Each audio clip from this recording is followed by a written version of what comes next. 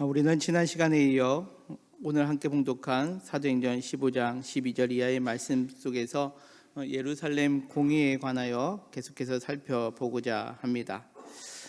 예루살렘의 공의회가 시작된 이유는 이방인들에게 복음을 증거하는데 구원의 조건으로 율법에 명한 할례를 받아야 하느냐 마느냐에 관한 것이었습니다. 특별히 지난 주일날 이 예루살렘 공의회에서 베드로를 통해서 그 과정을 우리가 상세히 살펴보았는데요. 베드로는 그가 복음을 증거할 때에 이방인에게 복음을 전하게 된 배경을 7절 이하에서 이렇게 설명하고 있습니다. 하나님이 이방인들로 내 입에서 복음의 말씀을 들어 믿게 하시려고 오래전부터 너희 가운데서 나를 택하셨다라는 겁니다. 자신은 이방인에게로 가기를 꺼려했지만 하나님께서 미리 택하신 가운데 있었기에 자신은 이방인에게 복음을 전하게 되었다라는 거죠. 그때에 8절에 있는 말씀처럼 우리의 마음을 아시는 하나님이 우리에게, 즉 유대인들과 같이 그들 이방인에게도 성령을 주어 증언하셨다라는 거죠. 그러면서 이어지는 9절은 믿음으로 그들의 마음을 깨끗하게 하사 그들이나 우리나 차별하지 아니하셨다라는 겁니다. 마음을 깨끗하게 하는 것은 할례의 행위에 있는 것이 아니라 믿음으로 그들의 마음을 정결하게 하여 주셨고 그것으로 인하여 그들이나 즉 이방인들이나 우리나 차별하지 아니하시는 하나님. 그래야 베드로의 변론의 결론은 무엇이냐? 11절에 이렇게 성경은 말씀합니다. 같이 읽겠습니다. 시작. 그러나 우리는 그들이 우리와 동일하게 주 예수의 은혜로 구원받는 줄을 믿노라 하니라. 아멘. 그렇습니다. 우리가 이제는 그들 이방인들과 우리와 동일하게 할례가 아니라 주 예수의 은혜로 구원받음을 믿습니다 라고 그렇게 결론을 내리고 있습니다. 이와 같은 베드로의 그 변론이 마치게 되었을 때에 예루살렘 공의회의 분위기가 달라진 것을 오늘 성경은 우리에게 보여주고 있습니다. 이어지는 12절에 있는 말씀인데요, 온 무리가 가만히 있어 바나바와 바울이 하나님께서 자기들로 말미암아 이방인 중에서 행하신 표적과 기사에 관하여 말하는 것을 들었다라고 그렇게 기록되어 있습니다. 사실 우리가 지난 시간에 살펴보았을 때에 예루살렘에 도착했던 바울과 바나바가 장로들과 사도들의 영접을 받아 하나님이 자기들에게 행하신 일들을 말하고 있었을 때에 어떠한 일이 벌어졌습니까? 바리새파 중에 어떤 믿는 사람들이 일어나 말하되 이방인들에게 할례를 행하고 모세의 율법을 지키라 명하는 것이 마땅하다라고 그렇게 말했다라는 겁니다.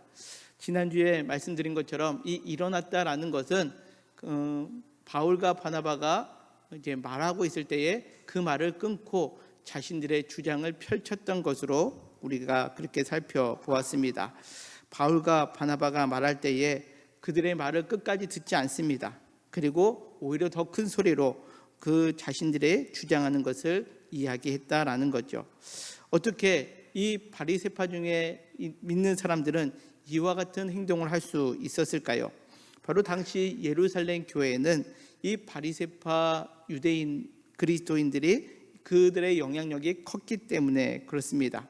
그래서 바울과 바나바가 자신들의 의견과 맞지 않기에 그들을 자신들의 힘으로 그것을 저지시키고 있었던 거지요.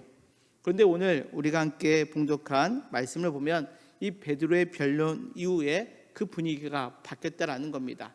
다시 사도행전 15장 12절에 있는 말씀에 보면 온 무리가 가만히 있어 바울과 바나바와 바울이 하나님께서 자기들로 말미암아 이방인 중에서 행하신 표적과 기사에 관하여 말하는 것을 들었다라는 거죠. 여기서 가만히 있다라는 것은 꼼짝달싹 않고 가만히 있다라는 그런 의미보다는 말을 하지 않고 침묵을 지켰다라는 뜻입니다.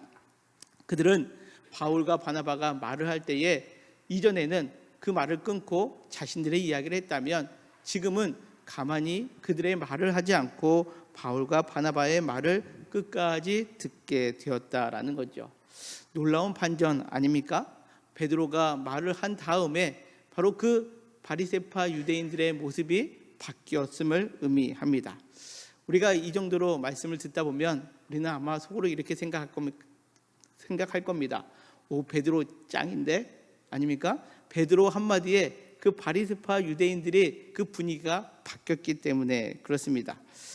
베드로의 사도적 권위가 이처럼 대단했구나라고 우리가 생각할 수 있는데, 사실 우리가 그렇게 접근하면서는 좀 잘못된 오해를 불러일으킬 수 있습니다. 왜냐하면 이 바리새파 유대인들은 이 할례는 자신들의 정체성의 전부입니다. 근데 베드로의 말 한마디에 그들의 정체성을 포기했을까요? 그렇지 않았다라는 겁니다. 자신들이 진리라고 여기고 있는 부분에 있어서 베드로가 말했다라고 해서 베드로에게 설득당했다라고 말할 수 없다라는 거죠. 그렇다면 그들은 왜 가만히 있게 되었을까요? 우리가 11절에 있는 말씀을 다시 한번 보면, 그러나 우리는 그들이 우리와 동일하게 주 예수의 은혜로 구원받는 줄을 믿노라라고 그렇게 바울이 마지막 결론에 대하여 말씀하는 것을 그들은 들었기 때문에 그렇습니다. 여기 보면 우리는 뭐 한다고요? 믿는다라는 거죠. 무엇을 믿습니까? 이방인이나 우리나 동일하게 주 예수 그리스도의 은혜로 구원받는 것을 믿는다라는 겁니다. 네, 여러분들, 이 믿는다라는 것이 무엇일까요? 우리는 대부분 이 믿는다라는 것을 내 입술로 나 믿습니다 라고 하면 우리는 그것을 믿음이라고 표현을 합니다. 물론 입으로 시인하는 것이 매우 큰 겁니다. 그러나 헬라어를 볼 때 이 믿는다라는 헬라어가 피스티오라는 단어, 명사로는 피스티스라는 단어를 씁니다. 근데 이 단어는요, 여러 가지의 뜻이 담겨 있습니다. 우리가 생각하는 믿음이라는 단어도 쓰이지만 사실 그 믿음이라는 단어 안에 무엇이 내포되고 있느냐? 신실함, 그리고 입증함이라는 그런 의미가 담겨 있다라는 거지요. 자, 다시금 말해 헬라어에서 믿는다라는 것은 단지 믿는다라는 것뿐만 아니라 삶으로 신실함을 드러내는 것, 이것이 믿음이고요. 또 믿음이라는 이 피스투오라는 단어는 삶으로 내가 믿고 있는 것을 입증하는 것, 이것이 사실 여기서 말하고 있는 믿는다의 의미입니다. 따라서 11절을 다시 이 단어의 의미로 우리가 적용해서 보면 이렇게 볼 수 있습니다. 우리는 그들이 우리와 동일하게 주 예수의 은혜로 구원받는 줄을 입증하노라라는 거죠. 우리가 그 예수 그리스도의 은혜로 구원받았다는 것을 우리가 나타낼 수 있어, 입증할 수 있어 라고 표현하고 있는 거죠. 바리새파 유대인들은 할례를 왜 받습니까? 구원받았다는 것이 그 할례의 외적인 것으로 입증되었다라고 생각했습니다. 그런데 지금 베드로가 이 바울과 바나바와 더불어 우리가 구원받았다, 믿음으로 구원받았다, 주 예수의 은혜로 구원받았다는 것을 너희가 말하는 것처럼 우리가 믿음 입증할 수 있다라고 이야기할 때 그들이 어떻게 합니까? 가만히 있게 되었다라는 거죠. 그러기에 12절에 보면, 원어적으로 보면 그 접속사 대라는 단어가 생략되어 있는데, 그 대라는 단어가 그러자, 그때에 라는 의미입니다. 그러니까 베드로가 자, 우리가 입증할 터이니 들어봐 라고 했을 때, 그러자 무리가 가만히 있어 말하는 것을 듣게 되었다라는 것을 의미합니다. 바울과 바나바가 12절처럼 하나님께서 자기들로 말미암아 이방인 중에 행하신 것을 말하게 될 때 그들이 언변이 갑자기 좋아져서 그들이 가만히 듣고 있었던 것이 아닙니다. 자신들이 그동안 복음을 증거할 때 그 믿음으로 구원받는다는 것을 그들의 말로써 입증할 때 바로 그 바리새파 유대인들이 가만히 있게 되었음을 의미합니다. 자, 오늘 우리는 이 말씀 속에서 우리가 믿는다라는 것을 다시 한번 좀 점검해 보았으면 좋겠습니다. 우리는 예수 그리스도를 구원자로 믿습니다. 아멘이십니까? 그렇다면 여러분들, 오늘 우리가 살펴본 이 믿는다라는 단어를 적용할 때에 여러분들, 우리가 예수 그리스도를 믿어 내가 하나님의 자녀가 되었다면 그것을 여러분들 삶으로 어떻게 신실함으로 표현하고 계십니까? 그리고 또한 여러분들 그것을 여러분들은 어떻게 삶으로 입증하고 계십니까? 사실 우리는 예수님을 믿습니다라고 입술로는 고백하고 있지만 때때로 그 믿음의 삶을 우리가 온전하게 살아가지 못했고 신실하지 못하고 우리가 믿는다는 것을 입증하지 못하는 가운데 혹 거하고 있지는 않는지 오늘 말씀을 통해서 내 믿는다라는 것이 어떤 것인지, 그래요, 오늘 베드로와 바울과 바나바가 그 입증한다라고 말할 때에 그 바리새파 사람들이 다 잠잠해질 수 있는 것처럼 우리의 삶 속에서도 우리의 믿음을 우리가 다시 한번 신실함으로 또 우리의 삶으로 입증해 나아가는 저와 우리 모두가 되시기를 주님의 이름으로 간절히 축원합니다. 그때의 오늘 말씀에 또 하나의 모습이 등장을 하는데요.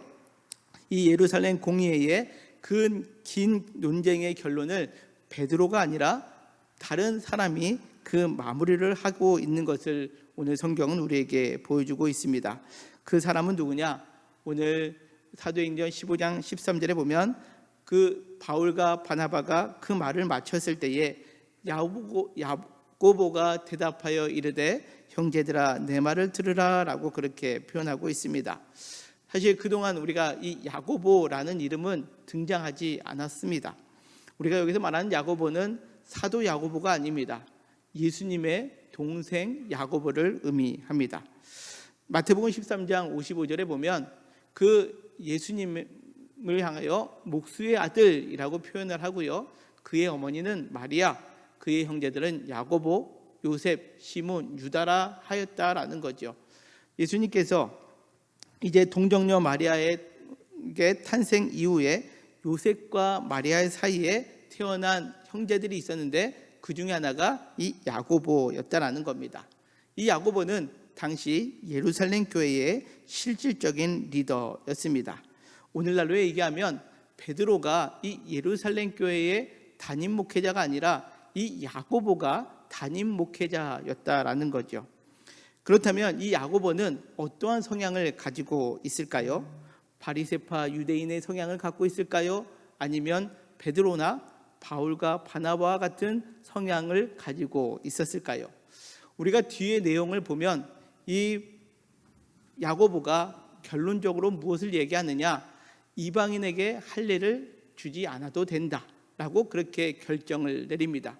그렇게 보았을 때에 이 야고보도 베드로나 바울이나 바나바와 같이 이방인들 편에서 생각하는구나라고 생각할 수 있겠는데요. 사실 야고보의 성향을 우리는 어디서 찾아볼 수 있느냐? 그가 기록한 야고보서에서 그가 어떤 성향의 신앙을 갖고 있는지를 우리가 살펴볼 수 있습니다. 대표적인 말씀을 두 곳만 살펴보겠는데요. 야고보서 2장 17절에 있는 말씀입니다. 같이 한번 읽겠습니다. 시작. 이와 같이 행함이 없는 믿음은 그 자체가 죽은 것이라. 아멘. 자, 또 야고보서 2장 26절입니다. 같이 읽겠습니다. 시작. 영혼 없는 몸이 죽은 것 같이 행함이 없는 믿음은 죽은 것이니라. 아멘. 자, 야고보는 믿음을 강조합니까? 행함을 강조합니까? 행함을 강조하는 사람입니다. 오늘 본문에 나와 있는 바리새파 믿는 사람과 바울과 바나바처럼 이방인들에게 믿음을 강조하는 그 성향 가운데 어느 쪽에 소속되어 있습니까? 그 성향을 따지면 사실 바리새파 유대인들의 더 가까운 성향을 갖고 있는 게 이 야고보입니다. 그러나 오늘 이 야고보가 이 예루살렘 교회의 담임 목사 자격, 즉 어떻게 보면 회의의 의장의 자격으로 결정을 내릴 때 최종 결정을 어떻게 이루어가고 있는지를 우리가 봉독한 말씀 속에서 찾아볼 수 있습니다. 자, 14절에 있는 말씀인데요. 하나님이 처음으로 이방인 중에서 자기 이름을 위할 백성을 취하시려고 그들을 돌보신 것을 시므온이 말하였다라고 그렇게 표현을 합니다. 야고보가 그 시므온이 얘기했던 것, 여기서 말하는 시므온은 베드로를 의미합니다. 베드로가 말하는 것을 정리하는데 뭐라고 정리합니까? 하나님이 처음으로 이방인 중에서 자기 이름을 위할 백성을 취하시려고 그들을 돌보았다라는 거죠. 자, 여기서 중요한 단어가 돌보신 것입니다. 돌보았다라는 거죠. 자, 이 단어는 헬라어로 참 어렵습니다. 에피스케토마이라는 단어를 씁니다. 모르셔도 됩니다. 근데 이 단어가 어떤 의미를 갖고 있느냐? 그냥 돌본다, 우리가 어머니가 아이를 돌본다라는 그러한 개념보다는 슬픔, 고통, 절망 가운데 있는 사람들을 직접 찾아가 위로한다라는 의미가 이 에피스케토마이, 즉 오늘 성경에 보면 시므온이 말한 그 하나님이 어떠한 하나님인가를 그 야고보가 정리한 것이, 하나님은 우리의 슬픔, 고통, 절망 가운데 있는 사람들을 직접 찾아가 위로하여 주시는 분이심을 그렇게 고백하고 있다는 거죠.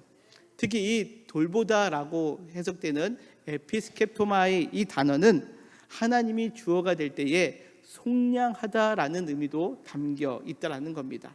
다시금 이야기하자면 하나님이 우리의 모든 죄를 속량해 주셨습니다. 무엇입니까? 하나님의 사랑으로 우리의 모든 죄를 도말하여 주셨다라는 거죠. 누가요? 하나님이 누구에게? 바로 이방인들에게 그리하셨다라고 그렇게 베드로가 말한 것을 야고보가 정리한 겁니다. 그러니까 이거는 할례를 받아야 되느냐 말아야 되느냐 우리가 따질 것이 아니라 그 이방인들에게도 우리가 믿는 그 하나님의 돌보심, 하나님이 그들을 위로하시고 그들에게 은혜를 베풀으시고 속량해 주신 것이 있다라는 것을 지금 야고보를 통해서 오늘 그 회의 자리에 선포하고 있는 겁니다. 그러면서 야고보는 매우 중요한 말을 하는데요, 오늘 본문 15절에 이렇게 선포합니다. 선지자들의 말씀이 이와 일치하도다라는 거죠.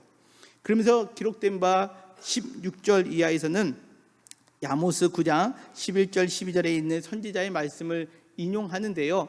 자, 이 야고보가 지금 그 바울이 말한 것들, 그리고 그 베드로가 말한 것들을 정리했을 때에 그것은 무엇이라고요? 야, 하나님의 말씀과 일치되는 거다라고 그렇게 말하고 있다라는 겁니다. 다시 정리하면 이 예루살렘 교회의 책임자였던 야고보는 이 모든 것들을 결정할 때의 기준이 무엇입니까? 자기의 소견이 아닙니다. 베드로의 사도라는 권위에 따른 것도 아니고 사람들이 많다라고 여기는 그 바리새파 사람들의 의견을 따르는 것이 아니라 그 판단의 기준은 무엇이 되고 있습니까? 하나님 말씀이었음을 의미합니다. 이방인의 구원은 하나님의 말씀에 의하여 이미 그 아모스서에 예언된 것이며 그들이 할례가 아닌 하나님의 돌보심, 즉 하나님의 은혜로 구원받게 됨을 이미 선포되었다라고 하였기에 그 이방인들의 구원은 이미 하나님의 말씀과 뭐 했다고요? 일치되었다라고 그렇게 결론 내리고 있는 겁니다. 자, 야고보는 바울과 바나바의 증언이 다 끝난 후에 저 두 사람이 이야기를 듣고 보니 설득력이 매우 좋아 라고 하면서 더 이상 반대 의견 없으시죠? 자, 그러면은 이제 바울과 바나바와 베드로의 이야기로 우리는 정하겠습니다. 땅땅땅 한 게 아닙니다.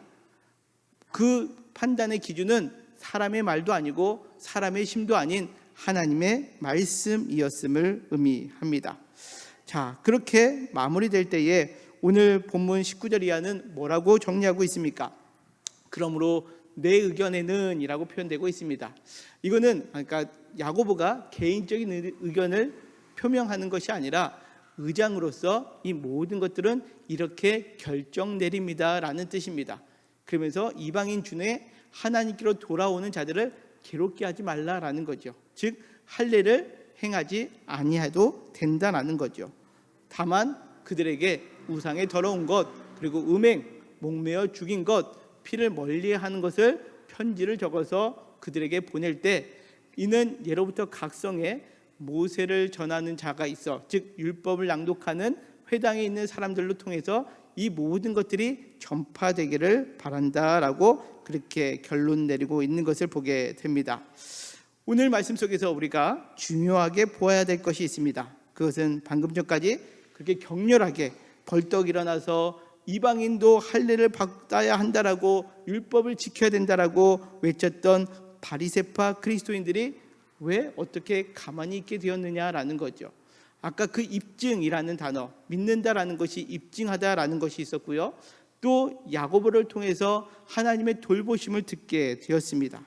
뿐만 아니라 그들은 선지자들의 말씀이 이와 같이 일치되었기 때문이다라고 그들이 들었기에 이제 야고보의 결정을 따르게 되었다라는 겁니다. 그렇다면 우리가 여기서 또 하나 생각해 볼 것이 있습니다. 그것은 무엇이냐? 그들, 즉 바리새파 믿는 사람들이 주장하는 것은 하나님의 말씀에 벗어난 것이었을까요? 아닙니다.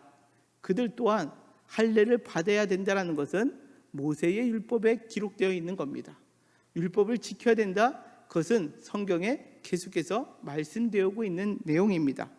그런데 오늘 이 바울과 바나바와 베드로의 주장이 말씀과 일치된다라고 표현하면서 야고보는 그 이방인들에게 할례를 받지 아니하는 것을 말하게 되었다라는 겁니다.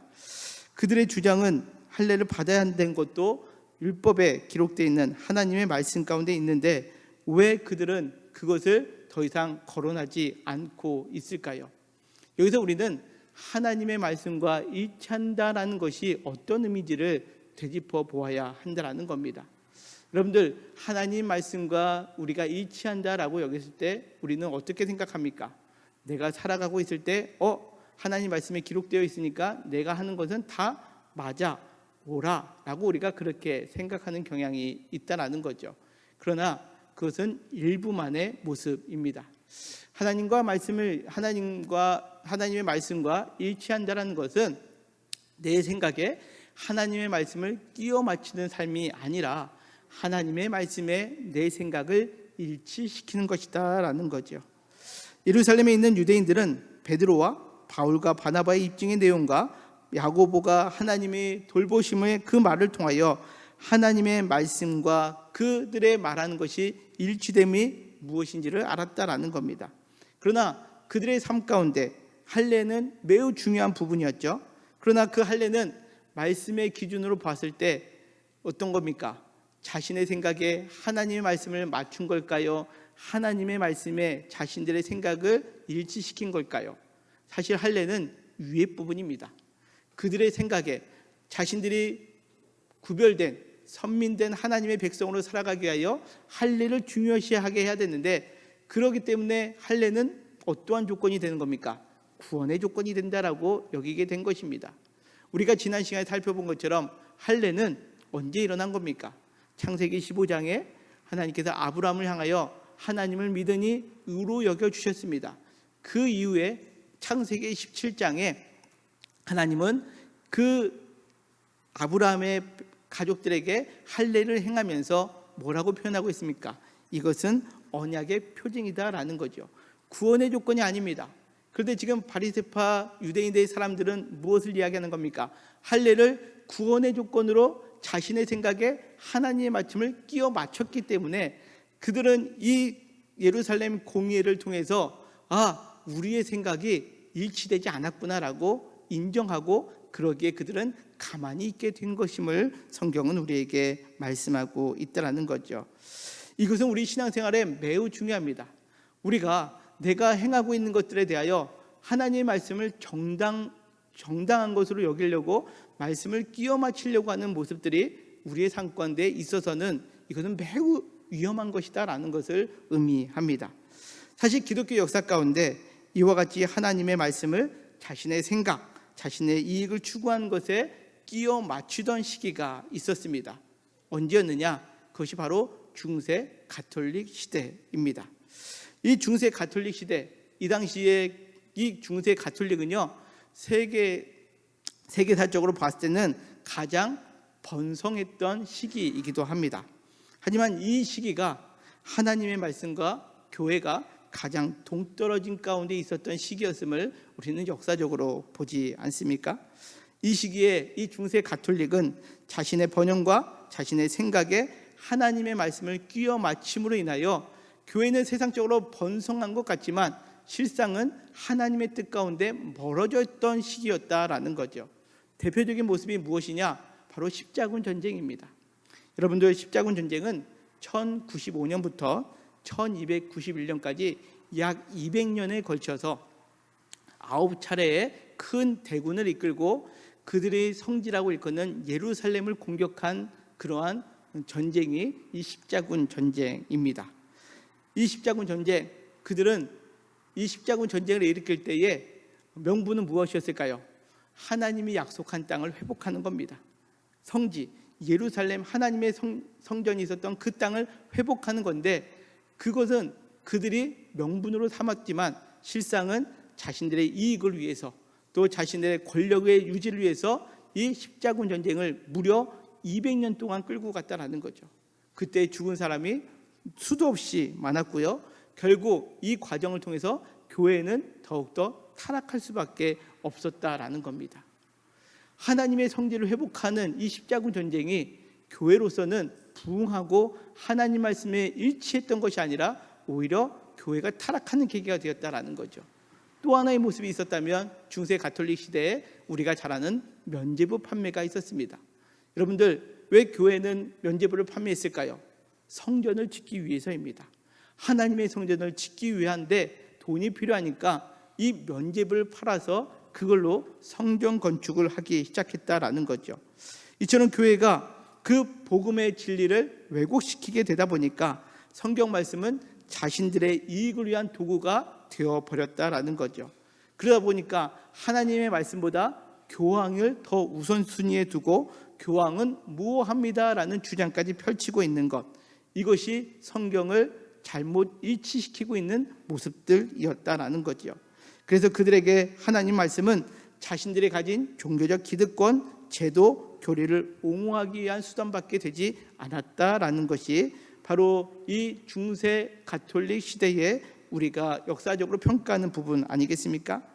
이와 같은 중세 가톨릭의 타락한 모습을 우리가 잘 아는 루터에 의해서 종교개혁이 이루어졌고, 종교개혁을 통해서 이제 우리는 말씀을 우리가 임의로 맞추는 것이 아니라 우리의 삶을 하나님의 말씀에 일치시키는 것으로 나아갔다라는 거죠. 그래서 종교개혁의 3가지 슬로건이 있습니다. 우리가 잘 아는 것처럼 오직 믿음, 오직 은혜, 오직 성경입니다. 여러분들, 아까 믿는다라는 것 기억하십니까? 믿음은 단지 내가 믿습니다가 아니라 그 믿음은 신실함으로 또 우리의 삶으로 입증하는 것이 오직 믿음입니다. 오직 은혜는 무엇입니까? 내가 노력해서 내 공로로 무언가를 이루어가는 것이 아니라 전적인 하나님의 돌보심으로 하나님께서 우리를 죄와 사망에 얽매이고 있는 우리에게 친히 찾아오신 그 예수 그리스도의 은혜로 우리는 구원받았다라는 것을 의미합니다. 또 오직 성경은 무엇입니까? 오늘 말씀처럼 내 삶 속의 기준이 하나님 말씀이 되는 겁니다. 내가 살아가기 위해 하나님 말씀을 끄집어드는 것이 아니라 내 삶 속에 말씀이 기준이 되어 그 말씀에 나를 일치시키는 것, 이것이 바로 종교개혁의 정신이었다라는 거죠. 교회는, 그리고 성도는 말씀을 통해 내 삶을 끊임없이 일치시킬 때에 우리는 변함없는 진리 위에 굳건하게 설 수 있다라는 겁니다. 그러나 중세교회처럼 내 이익과 내 생각을 위해 말씀을 내 생각에 맞출 때에, 목적으로 삼을 때에 중세 가톨릭이 말씀의 권위를 잃어버린 것처럼, 결국 개혁해야 할 존재가 된 것처럼 우리가 그렇게 될 수 있음을 성경은 우리에게 말씀하고 있는 겁니다. 말씀을 정리합니다. 오늘은 종교개혁 기념 주일입니다. 우리는 오늘 말씀을 통해서 우리의 신앙을 다시 한번 점검해 보았으면 좋겠습니다. 여러분들, 우리는 삶을 살아갈 때에 어떠한 모습으로 삶을 살아가고 계십니까? 내가 생각할 때에 하나님의 말씀을 내 생각에 하나님의 말씀을 맞추어가며 삶을 살아가고 있습니까? 아니면 하나님의 말씀에 내 생각, 내 삶을 일치를 시키며 살아가고 계십니까? 우리 교회 모든 성도님들은 내 생각을 하나님의 말씀을 끄집어내서 맞추어가며 내 삶을 정당하게 나타내는 그러한 모습이 아니라 하나님의 말씀을 늘 가까이 함으로 인하여 내 생각을 하나님 말씀에 일치시키고 하나님의 뜻을 온전히 이루어갈 수 있는 그러한 모든 성도님들 되시기를 주님의 이름으로 간절히 축원합니다. 사실 오늘날 말씀이라는 것이 홍수시대다라고 그렇게 말할 수 있습니다. 말씀을 너무나 가까이 대할 수 있는 시대에 살아가고 있죠. 그러다 보니 내가 원하는, 내가 내 마음에 맞는 것들을 선택해서 우리는 그것이 진리라고 생각하며 살아갈 때가 있습니다.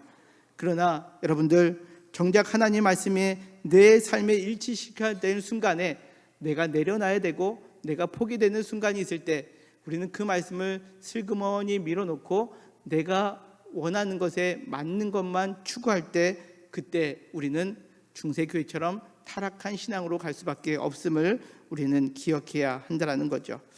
오늘 우리 모두의 생각이 앞서려 할 때 이 말씀을 기억했으면 좋겠습니다. 잠언 3장 5절과 6절에 있는 말씀인데요, 우리 같이 한번 읽겠습니다. 시작. 너는 마음을 다하여 여호와를 신뢰하고 내 명철을 의지하지 말라. 너는 범사의 그를 인정하라. 그러면 내 길을 지도하시리라. 아멘. 그렇습니다. 우리의 인생의 걸음걸음마다 하나님께서 우리의 길을 지도해 줄 것을 믿고 나가면 그 말씀이 우리의 삶 가운데 기준이 되고 우리는 그 말씀에 일치된 삶을 살아가게 된다라는 겁니다. 오늘 초대교회의 모습은 각자 생각의 다름으로 인하여 큰 분쟁이 일어났고 큰 갈등이 일어났습니다. 그때의 교회의 판단의 기준은 힘이 아니었습니다. 논리적인 설득도 아니었습니다. 그 갈등과 분쟁을 종식시킨 것은 하나님의 말씀이었습니다.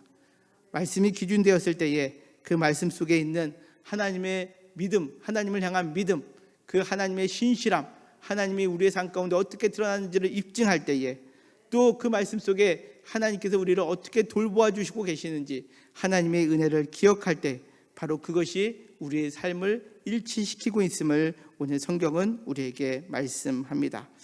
오늘 말씀을 기억하며 우리의 삶 속에서도 우리의 모든 기준이 하나님의 말씀이 되시기를 주님의 이름으로 간절히 축원합니다. 오늘 말씀을 생각하며 내가 직장에서 일할 때 내가 경제적인 이익 앞에 내 생각에 하나님의 말씀을 맞추려 하는 것이 아니라 하나님의 말씀에 내 생각, 내 이익을 일치시킴으로 말미암아 하나님이 기뻐하시는 그 길을 걸어가는 저와 우리 모두가 되시기를 주님